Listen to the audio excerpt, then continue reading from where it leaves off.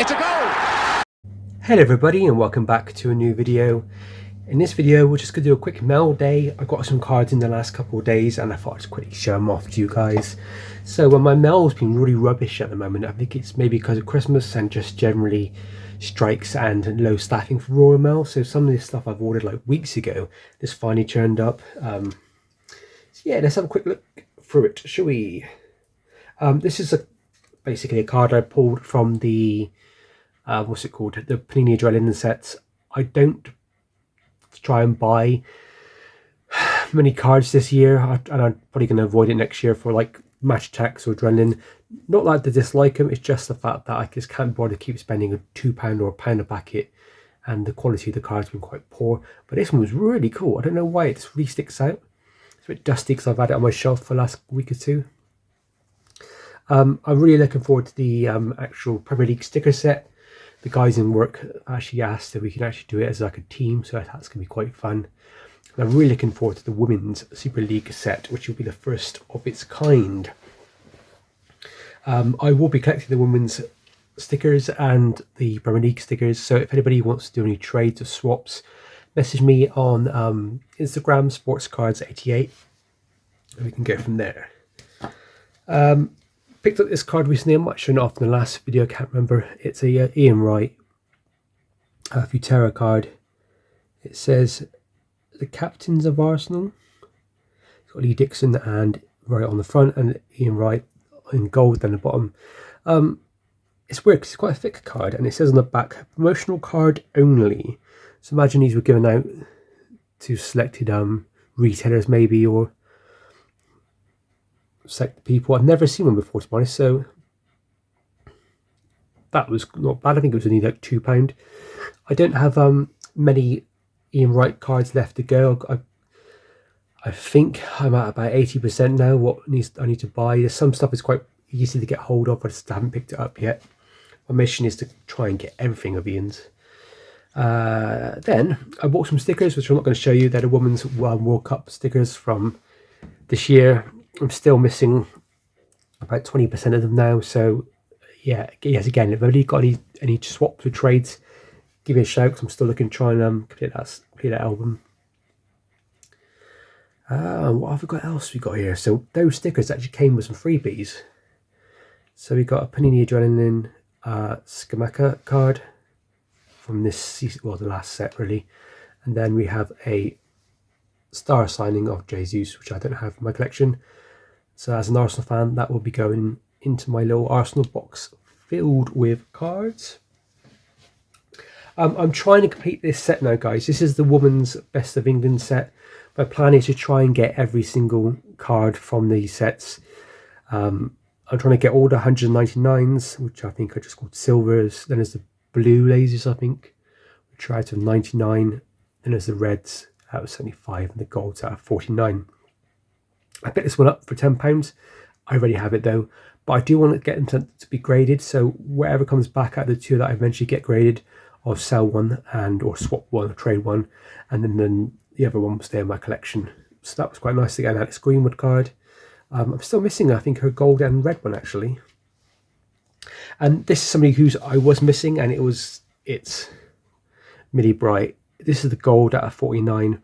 So my plan is I would like to try and get hold of the 101s if possible, but in my little head my collecting is just focusing on the silvers, blues, reds and golds. The other ones, the green, I think is out of like 10 or 5, and it's quite hard to get hold of, and the 101s are really hard to get hold of. I'm still looking for Ellen White's 101. That's the card I want the most. But yes, a Millie Bright gold. Paid a bit for it, to be honest. But these cards go up in price. I think people are starting to corner on to the fact that, like, catch on to the fact that women's cards are basically like, these are like the first cards. I think this is Millie Bright's first England kit card. Could be wrong there, but I'm pretty sure it is. So to get that is amazing. I now have, I think I have Ellen White's, I have Lucy Bronze's, I have Nikita Paris's, and I think something else's gold as well. Mary Earps' gold. So all I'm looking for is now the golds for Leo Williamson and the red Leo Williamson, and the red, I want to say the gold Frank Kirby, and then the gold and reds for like Alex Greenwood and Kara Walsh and Rachel Daly. And now on to something a bit vintage. I can't remember who the chap was. I'll put a little screenshot of his Instagram here. I want to thank you. Thank you so much for basically pointing this out to me on this eBay link. They sent me an eBay link, said, I know you get this person, I know you talked about this person before. Here's one of his cards. Now, the trading card database does not show this card in their collection. They only show 2 other cards. And so this was the first time I've ever seen this card. And luckily I won it on bids. I think I paid about £20 for the lot. So these are Cope's noted footballers. You took their blank backs. So I have not done much research because they only came today, but I just had to basically get these. So this person here, for example, his name's Anan. He based Bristol City. I'm from Bristol, so I was like, yeah, this set looks pretty cool. I'm definitely gonna buy it. The main reason, guys, is because that person there, and that is William Garrity, or Billy Garrity. He plays for Aston Villa, played for West Brom as well as Leicester, and I think Lincoln afterwards. But he's mainly known for Villa and West Brom, but Villa definitely. That moustache. There's footage of him playing football back in, I think he's like 1902, 1903. Some really famous documentary makers from the turn of the century went round and basically filmed everything from working places to like sports.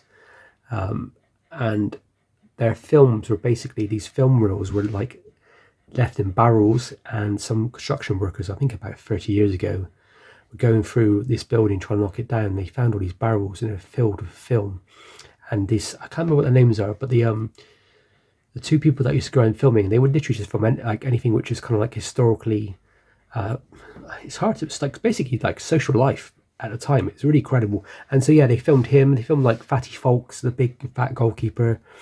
I think there's footage of Billy Meredith and stuff like that. Anyway, I'm kind of off on the tangent now.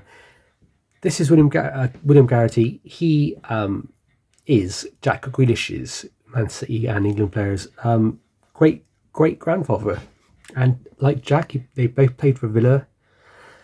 What's cool about Garrity is it looks like he tried to break into like the Aston Villa team, and he struggled a bit, and eventually got his chance, and he scored 29 goals in 33 games, which to me is just incredible. And that was like his first season. 1899 to 1900 season, 24 years ago, 124 years ago. It's just amazing. It's expected, and I read about it today, which I think is quite cool, is he might be the first ever substitution in football. Now, they didn't really have substitutes until like later on, I imagine, but right, I'm thinking, basically there was a game against Sheffield, I think Sheffield Wednesday or Sheffield United, one of the Sheffield teams, I apologise which one it is. Sheffield were up 3-1, and the game was cancelled, were called off halfway through because with 10 minutes to go, because the light was too bad. They just didn't have enough light. And imagine back in those days, you didn't have floodlights. It was basically just when the sun went down, you kind of stopped. And so the game was postponed again, and rather than playing the full game, they made them travel all the way back from Villa to Sheffield, and they basically Sheffield scored an extra goal, so it was 4-1.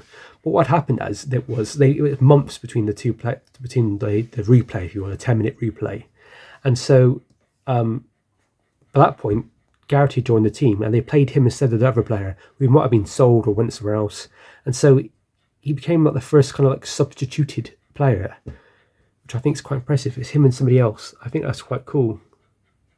But yeah, this is the Copes players. I imagine these cards are pretty rare.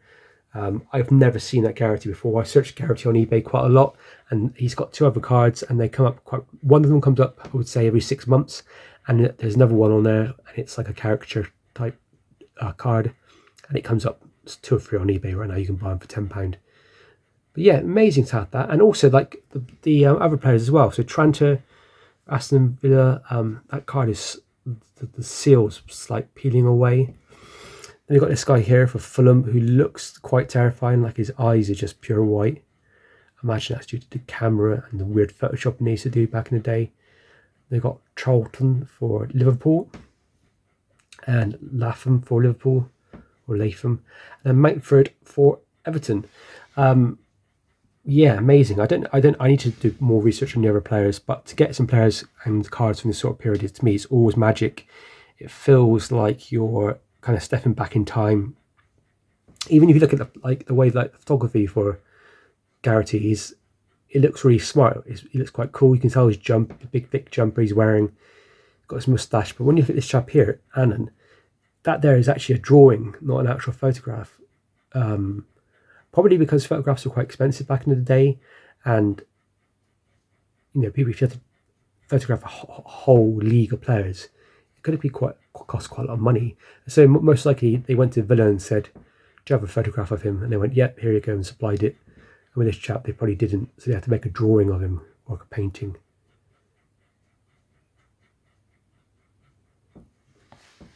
Yeah, how fantastic is that? I don't know what year these are, because he's in his Villa kit. I think it's going to be like pre-1906. It might be like 1902. There's a number 193, this one here. So that means it's going to be quite a lot in the actual collection if you were to go to try and do a complete collection. I don't think I will. So guys, that's it.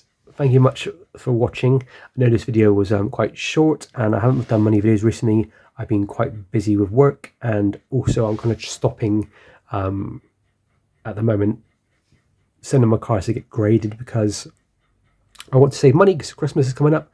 I've got to save up for a big project for next year. And also, a lot of the graders that I use are now closed for Christmas, sort of thing. But eventually I'll do some grading. I've got some cards I want to send to MGC, including a 101. I want to get some of these gold sent up to SGC as well, so I can get start completing the whole gold set. And I'd love to get that Garrity card graded. Just look nice in the black SGC case. I know it's not the best quality, but to me the history is there. It's such a cool history. He won the helped Villa win the FA Cup when FA Cups were really important back in the day, and it was considered probably the best thing you could win.